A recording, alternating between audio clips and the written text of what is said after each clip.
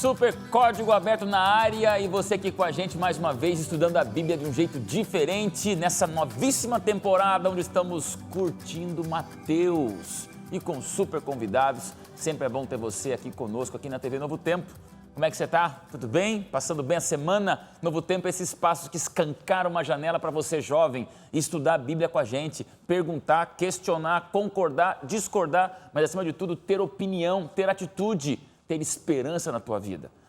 Não esqueça, redes sociais são redes de pesca para o bem. Tem muita gente usando a internet para muita coisa errada, mas a Novo Tempo não. Nós temos nosso encontro marcado no Facebook todos os dias ali quando eu deixo o selfie do código, que é o nosso jeito diferente de diariamente também nos encontrar. E também agradeço a você que tem entrado ali às vezes comigo ao vivo, de vez em quando a gente entra ali, eu não posso marcar um horário específico porque minha vida é muito doida para cá e para lá, mas quando dá um tempinho eu entro ao vivo e daí entram vários internautas para conversar com a gente naquele mesmo momento.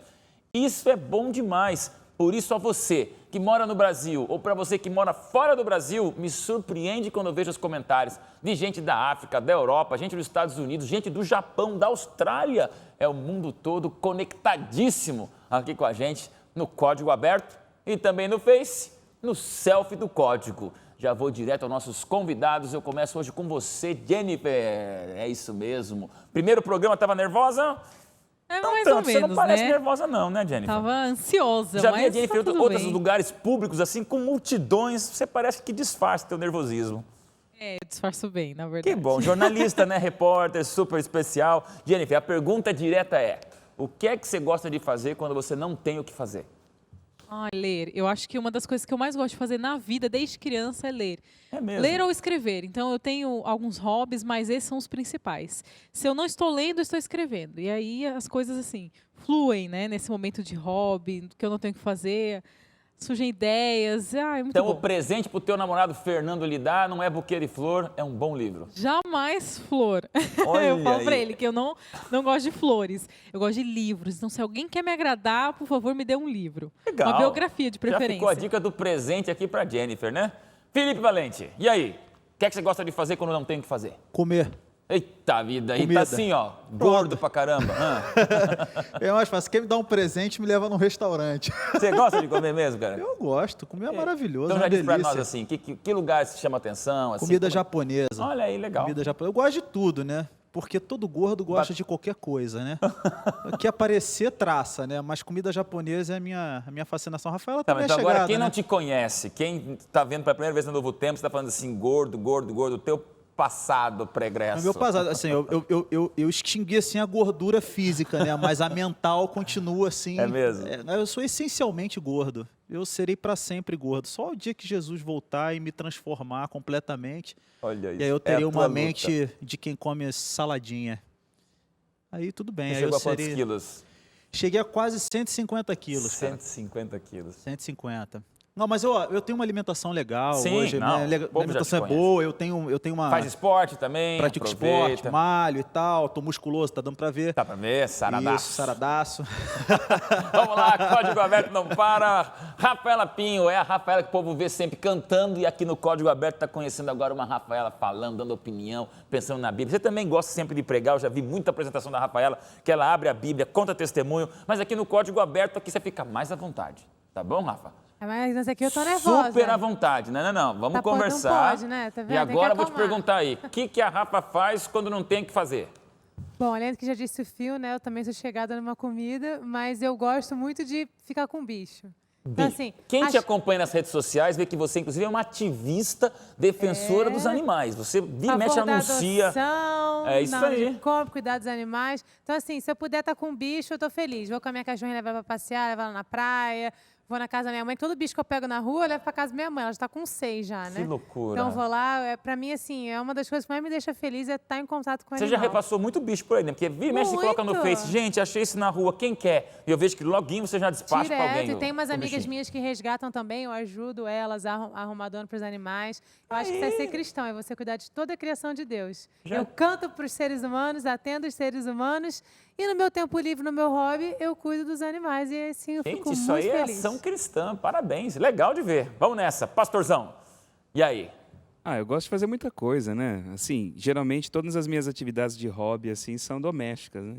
Eu gosto muito de cozinhar, já até falei isso aqui Não, em mas outras temporadas. alguns não te já. conhecem de outras temporadas. Eu gosto de cozinhar, Um gosto de gourmet. comer também, né? Eu gosto de comer também, óbvio, né?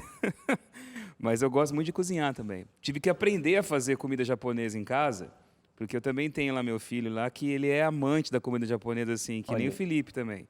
Então eu tive que aprender a fazer temaki, sushi, aprender os cortes milenares ali, sabe? Dá trabalho mesmo, Samuráicos é uma do coisa negócio, diferente, né? É diferente. Faz pra gente economizar um Mas dinheiro, é porque o claro, japonês é porque muito o negócio, caro, O negócio né? é caro, O japonês é caro. Então eu não consigo não Ah, não. viver A produção pra pagar quer saber comida aqui, a japonesa. produção quer saber.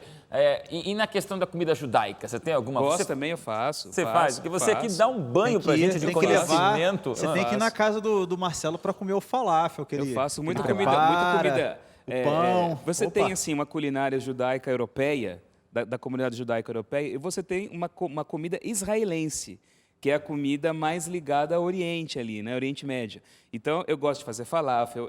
Eu trouxe uma panela de lá, uma panela que eu consigo, ela simula o forno para o pão ficar igualzinho, aquele pão pita cheinho assim, sabe?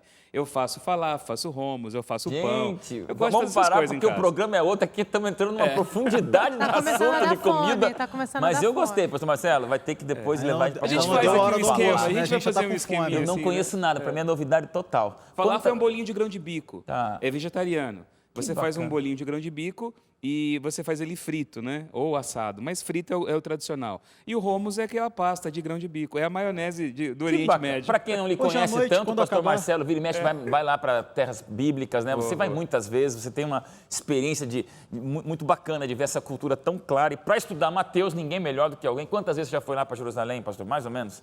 Por alto, assim. Eu sei que deve ter muito. Umas 10 ou 11 10 vezes. Então imagine, alguém Por aí. que conhece muito bem a região que a gente está estudando aqui. Vamos direto para a oração? Felipe, ora com a gente. Vamos orar. Senhor, nós somos gratos a Ti porque o Senhor nos revela a Tua vontade na palavra e o Senhor nos ensina também nos nossos relacionamentos, nas nossas trocas de ideias.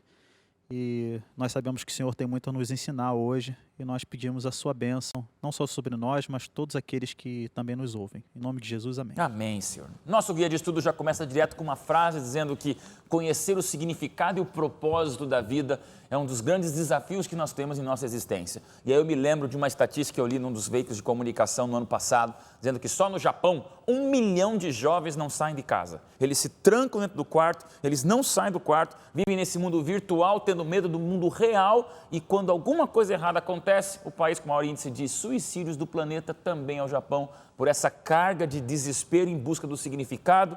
E aí eu fico pensando, pastor, João Batista, Jesus, o início do ministério e Mateus tentando mostrar esse significado da vida do Messias. Como é que a gente vê isso? Se tem alguém que tinha plena consciência de quem era e que não tinha crise de identidade, era João Batista. Quando perguntaram quem você é isso? Ele fala, não sou. Olha, de Você cara. é fulano? Não sou. Você é o profeta? Não. Você é o Elias que voltou aqui do céu? Também não. Quem que você é? Eu sou a voz que clama no deserto. Eu tenho um objetivo, eu sei por que eu vim, eu sei de onde eu vim, sei o que eu tenho que fazer e tenho uma ideia do direcionamento da missão da minha vida. Então ele surge no deserto da Judéia com a missão específica de preparar o povo para a vinda do Messias. E a figura de João Batista ela foi uma figura tão emblemática que ele conseguiu, naquela altura da história, parar o país. As pessoas vinham de vários lugares. Ele não era uma pessoa urbana. Ele foi criado no deserto. Ele viveu no deserto. Há muitas especulações sobre ligações de João Batista com outros movimentos religiosos que existiam naquele tempo, como os essênios, por exemplo, que era um grupo de pessoas que viviam reclusos no deserto, aguardando a vinda do Messias. Alguns até pensam assim. Mas, sendo ou não, ele foi um dos que viveu ali só no deserto. E as multidões saíam das cidades, peregrinavam até o local onde ele pregava e fazia uma coisa nova, revolucionária. Ele fazia o batismo. Para a gente, hoje, o batismo é uma cerimônia cristã, não é? Qualquer pessoa que faz parte de uma denominação religiosa cristã, se ele não é, para poder se tornar, ele passa pelo rito do batismo. É um rito de ingressão à comunidade. Mas, naqueles tempos, o batismo não tinha essa conotação. O batismo, ele não foi uma invenção de cristãos, o batismo ele é judaico. E ele era uma cerimônia empregada para o gentio que se convertia ao judaísmo. Ele passava pela circuncisão e passava pela tevilá, era o nome que se dava, a tevilá de Techuvá. Era a tevilá, o banho ritual de arrependimento. Era esse que era o batismo. Então ele passava pelo primeiro banho ritual e ele entrava na comunidade judaica. Era assim que acontecia. Agora João Batista ele prega o arrependimento dos pecados, ele prega uma contrição nacional e ele, de uma certa forma, ele relativiza o próprio valor do templo e dos sacrifícios que lá eram realizados. Porque todo mundo sabe que, naquele tempo, o caminho para se obter perdão de pecados era por meio do sacrifício ritual das ofertas, dos animais oferecidos no templo em Jerusalém, mediado pelo sacerdócio. Agora ele fala, não, vem aqui, quem passar por esse batismo tem o perdão dos pecados. Pastor, agora me deixou curioso. Judeu já tem por nascimento a herança pela própria circuncisão, a visão pública de seleção. O batismo, para o judeu, então, era uma coisa estranha. Totalmente estranha. Porque eu já sou selecionado, eu já sou Totalmente circuncidado, por que eu vou tomar um banho simbólico? Essa que é a questão, esse é o problema. Porque ele mexia com a própria autoimagem da comunidade judaica e com as estruturas institucionais da religião. Porque olha só, quer dizer que o fato de eu ser então filho de Abraão, para mim, não é o suficiente, eu já não estou na aliança, eu não faço parte do pacto de Deus? Ele fala, se você não se arrepender e não estiver com o espírito correto aguardando o Messias, não. Ele diz, o batismo de arrependimento ele vai renovar seu ingresso no novo reino, porque vai vir uma mudança nova, vai vir uma mudança, uma transformação da realidade. E esse batismo oferece o perdão de pecados para vocês. Mas espera aí, eu não tenho que ir lá no templo, fazer parte lá do rito do sacerdote agora para eu ter o perdão dos pecados? João Batista ele fala que não. Então, olha como que esse homem ele estava além. Muito mais, e foi uma figura altamente polêmica, e ele rompeu com todos os paradigmas. Quando Jesus aparece, ele sendo o Messias, quando nós cristãos batizamos, quando Paulo no Novo Testamento fala na salvação só pela graça, pelo sangue de Cristo, você tem que se lembrar que quem começou e rompeu com todos os paradigmas religiosos daquela época foi João Batista. Ele que anunciou uma salvação sem templo, ele que relativizou todo o pedigree racial do povo, por assim dizer. Você entende? Não tem raça aqui, sabe? É ser humano, é gente aguardando a vinda do Messias. Você é judeu, você é estrangeiro, você é pagão, mas para entrar nesse novo pacto, você tem que estar com o espírito correto. E viver isso na vida. E evidenciar uma justiça social adequada. Porque ele começa a pregar a igualdade agora. Fala, você que tinha 2 capas, vende uma, ou então dá para quem não tem. Você agora vai viver a expectativa desse reino, sendo justo na sociedade, fazendo também a sua parte. Então ele foi um homem que mudou tudo e começou isso sozinho. Vamos lá. Sozinho. Mateus 3,2, arrependei-vos, é a mensagem de João Batista. Queridas madames que estão conosco aqui nesse super código, Jennifer e Rafaela, o que para vocês vem na mente quando o assunto é João Batista? Especialmente, João Batista, para mim, é um exemplo de cristianismo, de fé, de coragem. Quando a gente lê o Evangelho de Mateus, a gente já começa com a genealogia que quebra os paradigmas completamente, né? Mas é também um evangelho de identificação, em torno da grande questão da humanidade, que é, quem é você? Para onde eu vou? Quem sou? Então, essas questões, nós passamos a vida inteira buscando respostas. E eu acredito que esse livro traz isso. Quando ele fala, arrependei-vos, e eu leio esse verso, eu penso assim, me arrepender do quê? Por quê? Quem sou eu? Sou pecadora. Sou uma pessoa injusta muitas vezes. Então, quando eu leio esse verso, eu sempre penso assim, na posição de Mateus, escrevendo isso, falando com a gente mesmo, nos aproximando desse evangelho, trazendo essa realidade para a nossa vida, para o nosso tempo. Sabe, João Batista vivendo no meio de tantas pessoas pecadoras, tendo que dar a cara a tapa, porque foi isso que ele fez durante todo o seu ministério, chamar as pessoas para o arrependimento. E é difícil reconhecer quando você está errado, né? E assim, às vezes alguém vem conversar com você e fala, olha, você errou, ou alguém vem pedir perdão para você, é difícil. E às vezes você tem que reconhecer. E aí, quem sou eu? Sou pecadora. Eu reconheço que eu preciso realmente me arrepender do pecado. Você colocou uma parte importante aí, esse negócio do arrependimento, né? Pra gente, é tudo uma questão muito subjetiva. Poxa, eu fiz uma coisa errada, fiquei triste, me arrependi. Mas o arrependimento que João Batista pregava era um retorno a um compromisso abandonado. Ele falava, voltem. Na verdade, era isso. Sabe, arrepender-vos é voltem. Mas voltar para onde? Assim, vocês são um povo. Vocês são um povo de Deus. Vocês nasceram de uma intervenção direta de Deus na história. Deus suscitou Abraão, Deus criou Israel, Deus fez um pacto com vocês lá no Sinai. Vocês esqueceram isso. Vocês abandonaram isso. Vocês ficaram aí cheios do aparato da religião, do orgulho nacional, do sangue judeu, mas vocês esqueceram da essência da espiritualidade inicial, do compromisso com o Deus puro, que foi firmado lá no Sinai. Voltem para isso. Então não adianta vocês acharem que porque vocês são quem são, isso basta. Não, voltem para aquilo, arrependam-se. Então a palavra arrependimento que ele anunciava era essa volta É uma ação, ao compromisso. então, não é só uma uma ação. tristeza. Mudança de ideia, né? Rafaela, deixa eu perguntar para você, que é uma pessoa que canta nos palcos e sabe o que são multidões que seguem. Queria puxar o que o pastor começou em toda a lição, para a gente já ir para o próximo assunto da tentação, que eu começo com o Felipe. Mas João Batista, ele desde o começo sabia o que ele não seria. Mas você ouviu uma multidão inteira dizendo: ao Messias, você pode ser mais, você pode ser tudo, você tem a multidão nas mãos. E ele escapar dizendo: não, eu não sou. Eu sou famoso, mas eu não sou o principal. Era exatamente essa era a resposta que eu ia te dar quando você perguntou quem é João Batista, é exatamente relacionar ao ministério. Porque primeiro que ele teve muita coragem. Ele chegar para um povo que acha que é o dono da razão e mostrar os pecados já é muito difícil. Em relação ao ministério, para você ficar vaidoso é um passo. Porque Claro, as realmente as massas pessoas te idolatram. influenciam. Às vezes não é idolatria. Às vezes as pessoas elas têm um carinho tão profundo, porque eu sempre falo o seguinte: eu não conheço algumas pessoas, mas para aquelas pessoas eu estava chorando com elas, Sim. eu estava no carro quando elas estavam em depressão, Elas te conhecem. eu estava na casa quando elas estavam limpando a casa, então a gente tem uma relação de amizade que eu desconheço, mas que todo lugar que eu vou eu conheço novos Sem amigos. dúvida. Mas para eu, Rafaela, eu levar isso para um lado assim, sou muito amada, estou no topo, sou ótima, é uma linha muito tênue. Então, assim, o que eu gosto de levar do João Batista para a minha vida é você sempre estar buscando a humildade. Porque para você se perder é um passo. Então, é buscar a humildade que ele teve, é você reconhecer que não é você. Por mais que Deus tenha me dado o dom, você sabe cantar, quem sabe você saiba falar em público, eu tenho que entender que quando era nova, eu não sabia cantar. Eu era desafinada, eu cantava mal. Se hoje eu sei, porque Deus me preparou para isso. Então, é ter a humildade que João Batista teve e entender que não sou eu. É alguém acima de mim, é alguém melhor que eu, que está sendo representado por mim. Valeu. E ter um caráter reto, tá? Para Valeu. você conseguir representar de boa forma esse Cristo maravilhoso. Agora, tem uma coisa curiosa, você estava falando do Japão, né, do alto índice de suicídio e... Engraçado, o suicídio, ele vem muito em função do esvaziamento do sentido da Total, existência, completo. né? É melhor morrer do que viver sem sentido. Não tem sentido a existência, né? E o sentido da existência, ele está intimamente ligado à percepção de quem se é, né? De quem você é. E falando de João Batista, isso me deixa fascinado, porque quando arguem ele a respeito de quem ele é, né? Ele fala: não, eu não sou isso, eu não sou isso. Marcelo falou muito bem, né? Tipo, ele sabia quem ele era e quem ele não era, né?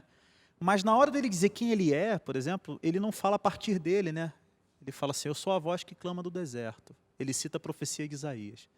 Então, o que ele é também é aquilo que a palavra diz que ele é. Não vem dele. Não vem Vem dele. da palavra. Né? Isso fica muito forte para mim, porque enganoso é o coração do homem, né? Até as percepções que você tem a respeito de você, elas podem não ser 100% verdadeiras. Quem diz quem você é a própria palavra. Então, o processo de aproximação de Cristo, que é a palavra, o verbo encarnado, é um processo de reencontro consigo mesmo, porque ele pode dizer quem você é de verdade. Intervalo relâmpago, porque a gente tem um assunto ainda mais polêmico para discutir no próximo bloco, que é a voz que clama do deserto, mas agora o deserto da tentação de Jesus diretamente com Satanás. Não sai daí que a gente já volta.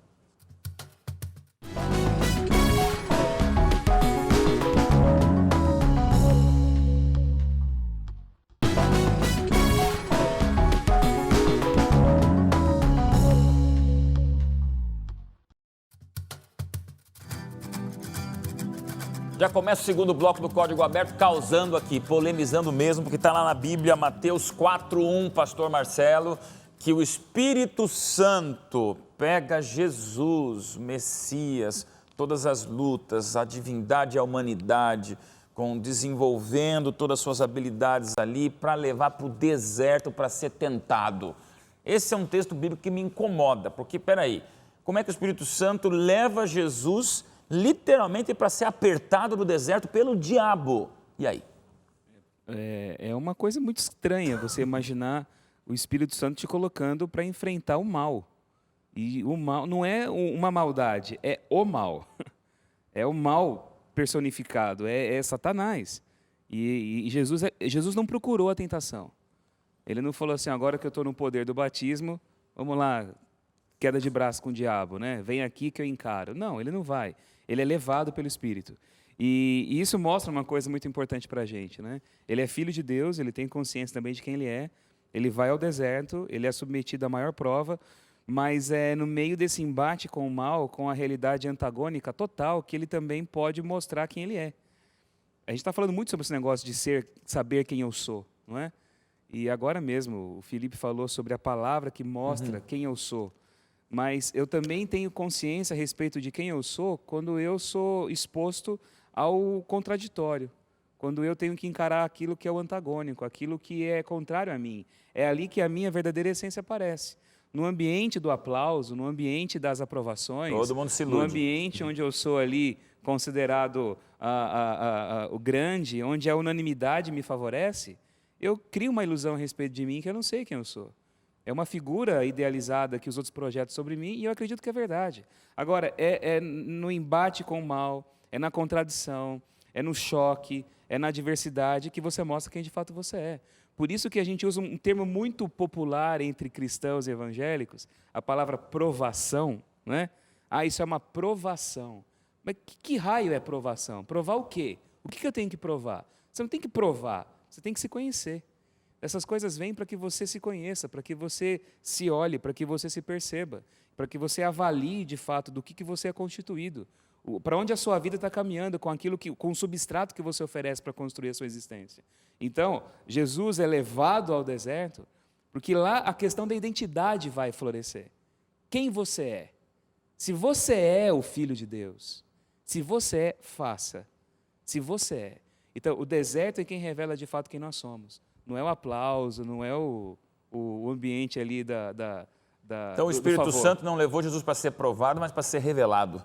Para ele também se conhecer. Ele também, vamos lá. E para ele ter um discernimento maior da missão dele. Jennifer. Mas esse fato também revela uma coisa muito interessante, a humanidade de Jesus. Então, quando ele foi ao deserto para ser tentado, ele foi testado como humano, a sua humanidade. E o próprio Evangelho já começa essa construção da humanidade de Jesus.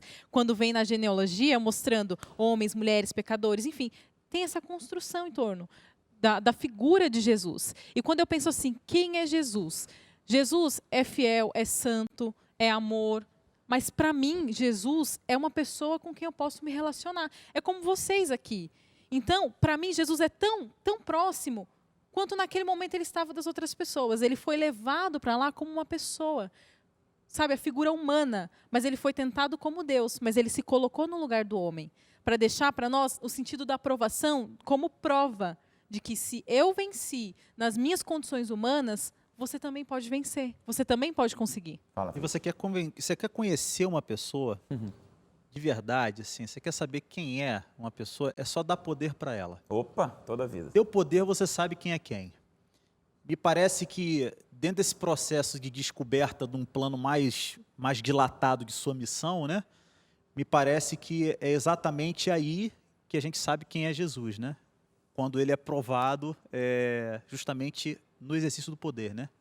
Porque, ó, transforma a pedra em pão, transforma aí, né? Você pode, vai e transforma. Leva ele até o alto do templo lá e fala assim, ó, se joga daqui porque a palavra diz, aos teus anjos dará ordem, então usa a própria palavra. E assim, e a Bíblia pode ser usada das maneiras mais perversas que a gente possa imaginar, porque Satanás conhece a Bíblia assim um pouco melhor, inclusive, que a gente, né? Um pouco melhor, provavelmente, só um pouco melhor. Né? E o auge da tentação aqui, o momento em que eu vou dar a última cartada, né? A última cartada é: dobra teus joelhos aqui, que eu te dou todos os reinos desse mundo. Tá olhando tudo isso aí é meu. E eu dou tudo isso aí para você.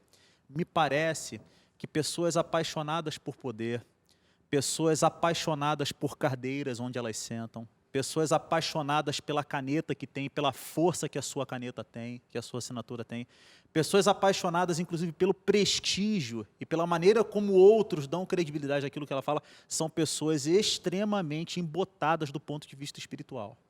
Tá? Porque me parece que isso é absolutamente antagônico ao reino de Deus, que é o exercício do poder pelo poder. Né? E E você vê que isto aqui na tentação de Jesus, nos 3 momentos, está intimamente ligado à religião. Que é outra coisa também que é assustadora, né? É o templo, né? O pináculo do templo. Então você tem ali a tentação do ambiente religioso e com base bíblica ainda para a coisa. Você pode forçar Deus a agir de acordo com aquilo que você determinou e a Bíblia ainda te dá a base. E baseado naquilo que ele mesmo joga disse. do templo, baseado no Salmo 91. A própria Bíblia diz isso, não é assim? E você tem o poder político, o poder temporal. Então, quando você olha a história da humanidade, essas duas forças, sempre quando elas se uniram, ou sempre quando elas exerceram o poder de sedução, elas sempre fizeram mal. Sabe, a religião, quando se torna uma força sedutora de poder, ela divide, ela persegue, ela impõe grupos, ela cria castas. Mas e não é esse o as objetivo. atrocidades do Estado Islâmico não são baseadas na religião? Né? Então são, e não só do Estado Islâmico, você Mas vê do a história, cristianismo. as atrocidades cristãs, que foram tão grandes quanto. Se você for colocar e medir, mesurar, não fica diferente, não. É que para o homem moderno de hoje, para nós que vivemos uma nova realidade, essas atrocidades parecem que são coisas novas, eles criaram agora, mas não. Isso sempre acompanhou a humanidade. É uma modalidade nova que a gente vê agora dentro do Estado Islâmico. Mas, assim, o poder político, o poder pelo poder, como você falou. Então, qual é a proposta do diabo?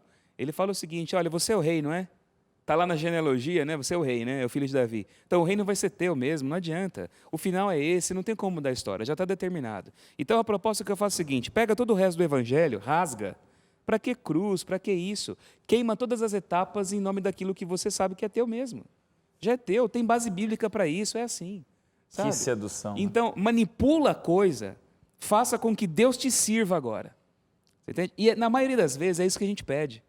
Quando a gente quer que Deus, de alguma maneira, se mostre presente na nossa vida, quando nós estamos vivendo um momento da provação, quando a gente está encarando o nosso deserto, as nossas orações todas são pedindo livramento, ou então, de alguma maneira, para que Deus altere a situação para o meu benefício, ou para me exaltar diante de alguém, ou para me fazer reconhecido, para me vindicar diante de uma situação, ou para, de alguma forma, me ver livre daquilo que para mim é meu mal. Então, a gente sempre está querendo manipular esse poder divino em nosso favor, em nome da fé. Em nome da melhor espiritualidade nossa. E essa que é a tentação aqui. É a manipulação do poder de Deus em nosso favor. Pelo poder religioso, pelo poder político, ou qualquer outra forma de poder que apareça. Rafa, os desertos da vida. Como é que você vê essa situação de Jesus vivendo um deserto revelador? Eu levo em consideração nessa parte da história que todos nós estamos suscetíveis a passar por isso.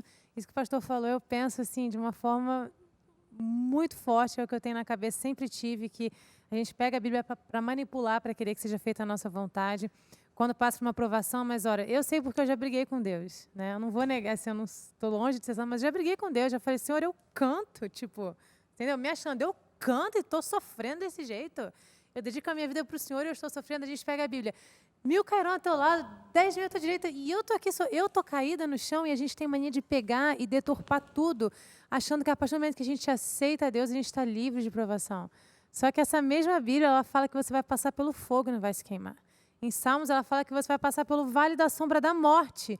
E em qual Bíblia fala que você não vai passar pelo deserto? É o vale da sombra da morte, mas ele vai ser o bom pastor que vai estar do nosso lado.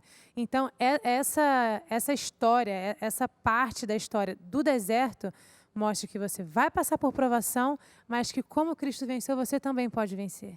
E a forma de vencer é você também ter muita sabedoria da palavra de Deus. Porque o inimigo ele vai usar também essa palavra para te destruir, como tentou usar para destruir a Cristo. O deserto é a sina do Messias, né? Como não assim? Não existe um Messias sem o deserto. Não existe Moisés sem deserto. Quer dizer, Mateus, quando coloca a tentação de Jesus no deserto, ele está querendo também trazer um paralelo com o próprio Moisés. Quer dizer, Moisés, para ser Moisés, para se tornar o Moisés que se tornou, foram necessários 40 anos de deserto. Eu achei lindo Jesus uma ideia 40 dias, né? Jesus 40 dias. É o paralelo, né? O povo, para entrar na terra, precisou ser preparado, ser forjado com dor, com um deserto. Então, não se faz... eu também tiro isso para mim. Assim, não há crescimento do ponto de vista até espiritual, se não houver um mínimo de reconhecimento de quem se é, porque o deserto mostra quem você é, né? E olha o bacana, né? Porque o deserto te coloca numa situação em que você revela. só tem ele, não tem nada. Veja, e você vê a petulância do diabo querendo ser no deserto que ele não era, e a submissão de Cristo deixando de ser o que ele era. Porque também Deus, ali é Deus e homem. Não é mandar a pedra em pão, era olhar, era um piscar de um cílio e virava o mundo inteiro, um Everest inteiro virava um pão. Não tem, a gente não consegue imaginar. Jesus era, e na sua maneira de entrar na pele, na carne humana, ele deixa de lado o seu poder ali naquele momento. Só que entenda, ele era. E ele, pela submissão da cruz, deixa de ser. E Satanás, que não era, tem a petulância de se mostrar que parecia. Então, isso é uma coisa interessante a gente ver na lição de Mateus. Fala, Jenny. É interessante a gente também levar em consideração que Satanás ele se apresenta como a solução dos nossos problemas. Opa! Nós sempre somos tentados de acordo com as nossas fraquezas. Então, se eu tenho um problema com álcool, obviamente eu serei tentado com álcool. Se eu tenho um problema com mulher, eu serei tentado com mulher. Então, Satanás se apresenta como a solução, ou como aquele cálice maravilhoso, como aquela cesta recheada. Ele foi exatamente dessa forma para Jesus. Eu lembro que quando eu era adolescente, eu tive um momento de briga com Deus também, assim, porque eu acho que todo mundo aqui já teve, né, esse momento complicado. Todos já lutamos complicado. nossos desertos, né? Todos temos nossos desertos. Eu lembro que eu estava assim num conflito com Deus de escolher ou não ficar na igreja. Esse momento é muito decisivo, porque a gente passa por isso no nosso processo, na nossa caminhada cristã. E eu estava ali naquela linha tênue, sabe, entre ficar na igreja ou chutar o balde. E eu lembro que eu falei assim, hoje eu vou dar uma chance para Deus. Eu tinha 14 anos. Eu cheguei na igreja, sentei no último banco, minha mãe sentou e ela sabia daquele momento que eu estava vivendo, ela estava orando por mim. Ela falou, minha filha, eu não posso mudar o seu pensamento, mas eu espero que você faça a escolha certa. E sentou na frente, ela ficava me olhando o culto todo. E eu sentei, e a pregadora do dia olhou para mim, nos meus olhos, e falou, o que você está fazendo aqui hoje? Era para você estar no evento cantando, e o que você está fazendo aqui? Olha. E eu me encolhi na cadeira assim, e ela falou, olha só, hoje eu vou pregar sobre o deserto de Jesus, quando ele veio à Terra para nos salvar e foi tentado. E ela começou a pregar exatamente isso que a gente está discutindo aqui hoje. E naquele dia eu apanhei com a Bíblia. E assim, foi um momento, e eu chorei o culto todo, porque ela pregava falando para mim, o tempo todo para mim. E ela falou exatamente isso. Queridos, nós seremos tentados nas nossas dificuldades, nas nossas necessidades. Quando a gente estiver precisando de dinheiro, Satanás vai se apresentar como dinheiro, vai te oferecer dinheiro. E você vai precisar escolher. E hoje você quer escolher ficar na igreja ou fora da igreja? Ser tentado ou vencer a tentação? Ceder ou não? E aquilo marcou muito, muito, muito. Porque tudo gira em torno das escolhas. E Jesus, ele teve que escolher. Eu tive que escolher, vocês vão ter que escolher. Quem está em casa vai ter que escolher. Em algum momento a gente vai ter que escolher. E o grande segredo da tentação, de vencê-la, é fazer a escolha certa. Como fazer essa escolha certa? É aí que está a grande questão. Esse é o Código Aberto, gente. Desabafos, sinceridades. Talvez você não sabia que a Rafa passou por um período de luta espiritual. Agora a Jennifer conta que aos 14 anos quase chutou o balde. E se você olhar para nós também, pastor Marcelo, Felipe, Valente, eu... Gente, o deserto é para todos nós. Cabe todos nós lá dentro do deserto. E a gente sabe direitinho qual é o deserto de cada um. Mas a gente aqui no Código Aberto olha para você e diz, as tuas lutas parecem ser as únicas do universo. E são para você. Só que são lutas já premeditadas, protegidas e blindadas por um Deus que passou no deserto. Algo muito pior. É interessante, né? Porque nós, por mais que sejamos tentados, nós não podemos pular em cima de um prédio e flutuar no ar. Jesus podia. Jesus podia aterrissar junto com os anjos e ali ia ser o poder que ele sabia que tinha. É diferente de todos nós. Nenhum de nós pode pegar uma mesa e transformar num bolo de chocolate. Jesus podia transformar pedra em pão. Então, jovem, entenda, o nosso desabafo com você hoje, que desde semana passada começa a enquadrar esse livro de Mateus num Jesus judeu para gentil, um Jesus Deus, homem, um Jesus com as lutas e as tentações, é o nosso desabafo com você aqui junto nesse livro. Pastor, nós temos um minutinho para o intervalo, mas eu queria apenas abordar a palavra Galileia, que ainda tem lá um dia inteiro no nosso estudo, onde ele puxa um pouquinho algumas coisas e talvez o próprio telespectador não saiba que a expressão Galileia, Jesus o Galileu, é muito maior do que dizer Jesus que veio de uma cidade, né? Que morou numa região. A palavra Galileia vem do hebraico Galil, que é círculo. Significa isso, né? Indo bem na origem, Tá. na etimologia da coisa, Galil. A região da Galileia, nos dias de Jesus, era uma região muito miscigenada, muito misturada. Muito pagã, por assim dizer também. Pagã, então. Porque você tinha ali pessoas... se você for ver desde a história dos tempos em que as tribos de Israel foram tomando conta do território, quando o Lá diz território terra foi de Zebulon dividido... e Naftali, alguma Então, coisa assim. eram os dois filhos ali, as duas tribos, Zebulon e Naftali, Tá. que eles tomam conta daquele território. Um pouquinho mais em cima tinha Adã, ficava ali. Era uma região que nunca conseguiu, de maneira plena, exterminar ou tirar a presença, a influência pagã ali no Então meio. sempre teve um... Sempre teve. E agora, na época da Problema. dominação romana, havia muita gente ali, muitos romanos, muitos estrangeiros. Havia a Estrada do Mar, como fala aqui, a Via Maris, era uma das principais avenidas de acesso, por assim dizer, não é? No país. As pessoas elas entravam em Israel por cima, pelo norte. Galileia fica na região norte. Tá. A região mais fértil, mais bonita de Israel até hoje é a Galileia. Você entra por ali, eles desciam, ladeando o Mediterrâneo, atravessavam toda aquela região e seguiam para o Egito. Ou de lá eles iam para outros lugares. Então a Via Maris era uma das principais vias. Então Jesus ele escolhe esse lugar, que era um lugar onde era considerado terra de pagão, terra de um povo misturado. O judaísmo ali não era, os que praticavam a fé não eram vistos assim de maneira tão boa, tão respeitosa. Era um judeu meia como boca. os judeus de Jerusalém, que estavam perto do templo, sabe? Era gente, você veio da Galiléia, seu judaísmo não é tão puro Falsificado. quanto o nosso, sabe? E é lá que ele vive, é ali que ele nasce. Melhor, nasce em Belém, mas é ali que ele cresce, em Nazaré. E Nazaré fica ali na região da Galiléia, ele vive naquele entorno, o ministério dele todo se passa lá.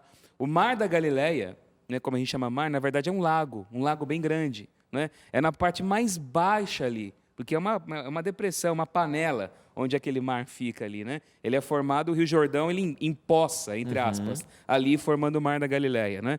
É ali em torno que as histórias do Evangelho acontecem. Então, ele não vai circular em torno do Templo de Jerusalém. Ele não vai estabelecer o ministério dele nos ambientes onde as pessoas tinham ali já uma reputação religiosa positiva. Ele vai estar no meio da sombra da morte, como diz aqui o texto. Que bacana, gente. Você sabia disso? Para mim também tem muita curiosidade acontecendo aqui no Código Aberto.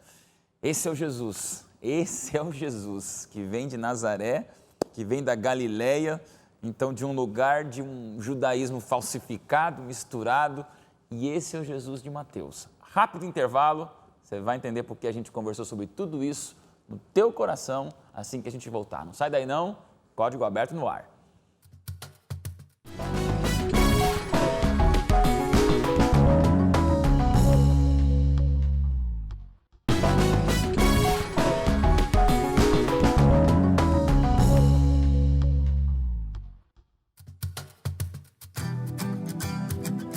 É o Jesus do deserto, é o Jesus de Nazaré, é o Galileu simples e é esse Jesus incrível e fascinante que estamos vendo no livro de Mateus. Nós vamos para uma música especial e ainda um fechamento extraordinário para você entender a ligação de Jesus com João Batista de um jeito que você nunca escutou, te garanto.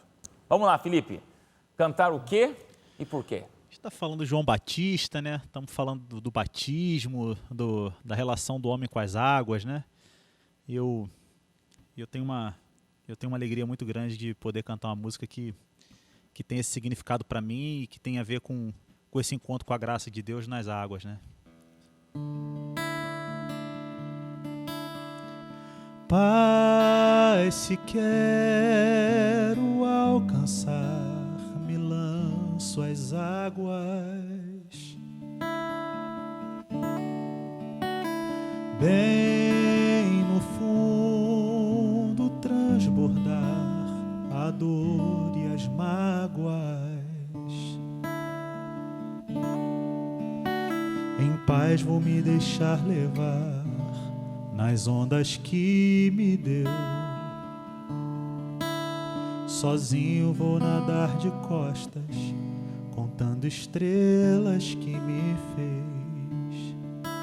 Me pegue, me leve pra perto de ti. Sei, não posso daquela graça.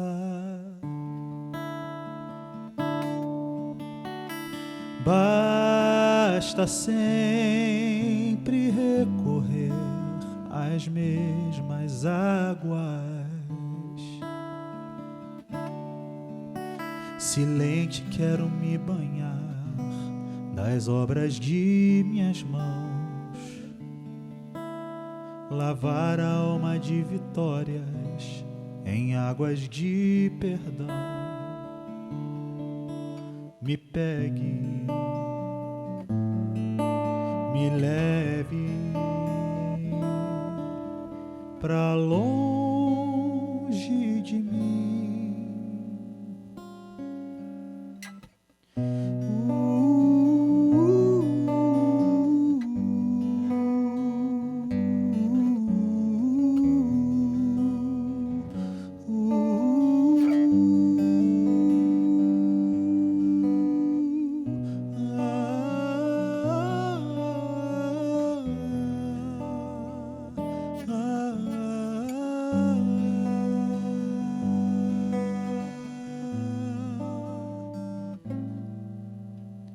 Sei, não posso me esquecer daquela graça.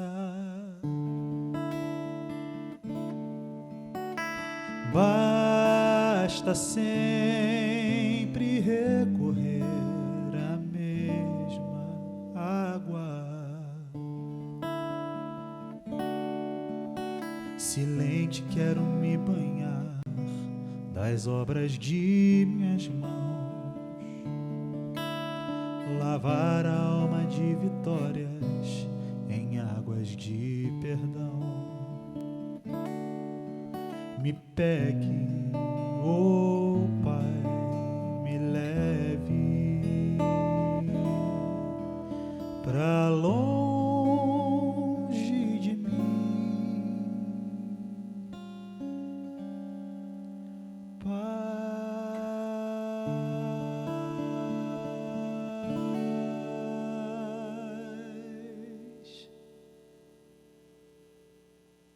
Amém. Letra maravilhosa. Quem fez essa música aí? Joe, fui eu. É mesmo? Eu que Olha fiz. aí. Que letra linda, que imagem mental desenhada com o poder do louvor.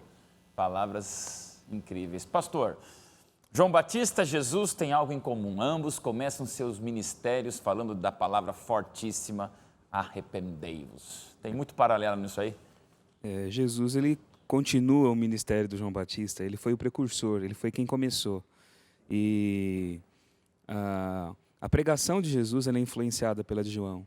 Ele hoje, usando uma linguagem nossa, eu posso falar que Jesus pregou sermões de João Batista, né? Olha aí. Ele ouvia João Batista, ele admirava João Batista. E ele começou a pregar na mesma linha. Você vê frases de João em discursos de Jesus. A influência é muito forte, né? Eu disse aqui nos blocos primeiros aqui do programa nosso que ele parou o país. Flávio Josefo, que é um historiador da época, quando ele escreve falando sobre aquele período, ele fala mais de João Batista do que de Jesus, sobre o fascínio que ele exerceu. E sobre Jesus também, o impacto foi muito grande. E Jesus começa a pregar o arrependimento, a volta, né? A volta ao compromisso, a mesma coisa. Arrependei-vos, porque chegou o reino dos céus. E é interessante que a imagem do Jordão, João Batista, o próprio batismo de Jesus, isso tudo é muito significativo, porque o Rio Jordão foi o rio por meio do qual o povo de Israel passa para entrar na Terra Prometida. Eles mudam a vida. Há uma mudança na história.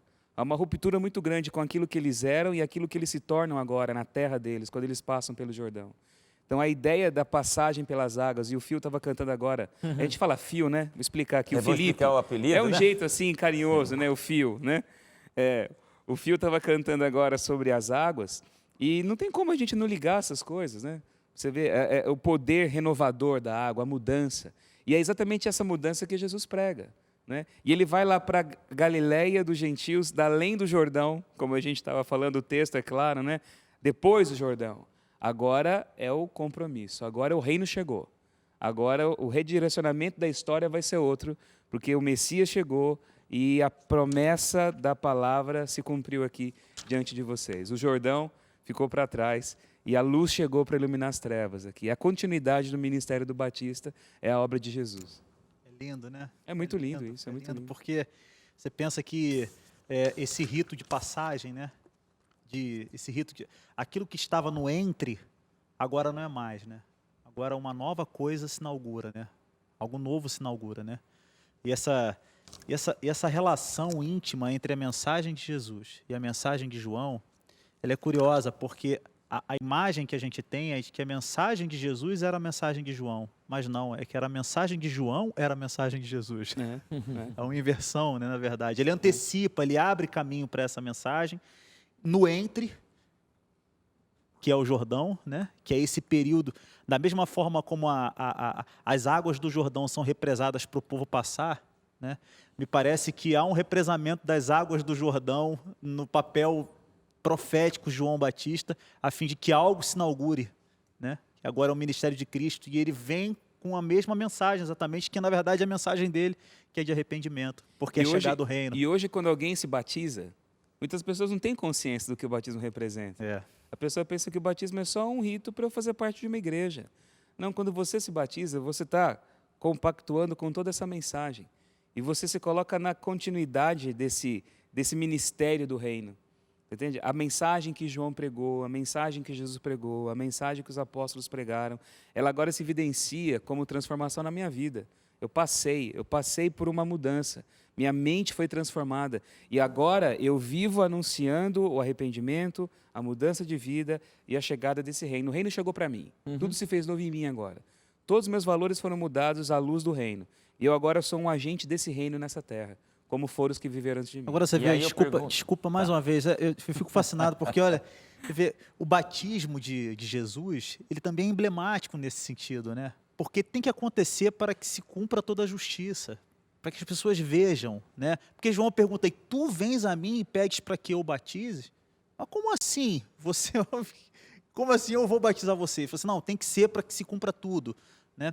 E provavelmente fica mais fácil enxergar João Batista como o maior entre os nascidos de mulher, né? Que é a própria fala de Jesus, né? Dentre os nascidos de mulher, não há um como João. Por quê? Porque até nesse momento ele vai contra aquilo que teoricamente seria o razoável. Como eu vou batizar o Messias? Eu não sou digno de desatar as sandálias que estão nos seus pés, mas como é que eu vou fazer isso? Não, convém que seja para que seja feita toda a justiça, para que as pessoas todas saibam. E ele vai contra esse próprio senso de reverência ali, e fala assim, então eu vou batizar Deus, né? Olha que loucura, né? Que loucura. Loucura. Tenho 4 minutos para acabar o programa. Jennifer, você escutando tudo isso, você já abriu o teu coração das tuas lutas que você viveu na tua adolescência e juventude. Para a gente encerrar, quero ouvir vocês duas. Qual é o impacto pessoal dessa ideia do arrependimento? Ouvindo tudo isso agora, Jennifer, hoje, com a idade que você tem, com as decisões que você tomou, formada, profissional, arrependei-vos, o que isso impacta em você? O Evangelho de Mateus é um evangelho que quebra paradigmas mesmo. Toda essa construção, a presença de João Batista, o próprio batismo do Messias, né? Tudo isso desconstrói aquilo que a gente sabe sobre soberba, orgulho. Então, esse convite a me arrepender fala muito mais sobre humildade do que sobre qualquer outra coisa. Humildade para reconhecer que eu sou pecadora, que eu preciso de Deus. Sabe, humildade até um pouco de humilhação no sentido positivo, de me humilhar até a presença de Deus para que Ele faça um milagre em mim. Sabe, reconhecer que eu sou pecadora. Então, a experiência da minha vida só me mostrou, uma experiência curta, mas até agora muito válida, de que eu preciso estar constantemente na presença de Deus e me humilhar perante Ele para que Ele possa me ensinar, para que Ele possa me provar, que Ele faça de mim algo bom. Rafaela, eu acho que... Você canta de arrependimento, você escuta pregações de arrependimento, talvez você fale em momentos devocionais de arrependimento, mas eu queria encerrar esse programa tão especial de hoje, que do deserto passamos por esse paralelo fantástico do Galileu Nazareno sendo batizado para dar o exemplo e tudo mais. O que para você agora, Rafaela, você às vezes tem que se lembrar de arrepender, ou isso é só um discurso que a gente ouve por aí? O que é de maneira concreta para Rafaela Pinho a palavra arrependimento? Tem um texto que eu gosto muito, que eu acho que ele resume tudo, que é da escritora Ellen White, que o senhor gosta de citar, que ela diz o seguinte, que o arrependimento é mais do que tristeza pelo pecado, é renúncia ao mal. Então, assim, muitas vezes na minha vida eu já me arrependi, mas foi uma simples tristeza pelo que eu tinha cometido. Tristeza pelo erro e tristeza pela consequência, mas não houve uma real renúncia. Então, a questão do arrependimento é você realmente entender que aquilo não é uma ordem de um Deus mesquinho que quer que você faça alguma coisa. É um conselho para que você viva melhor e que você consiga renunciar totalmente a esse mal. E é o que eu tento fazer na minha vida, porque muitas vezes eu sinto somente tristeza pelo meu erro.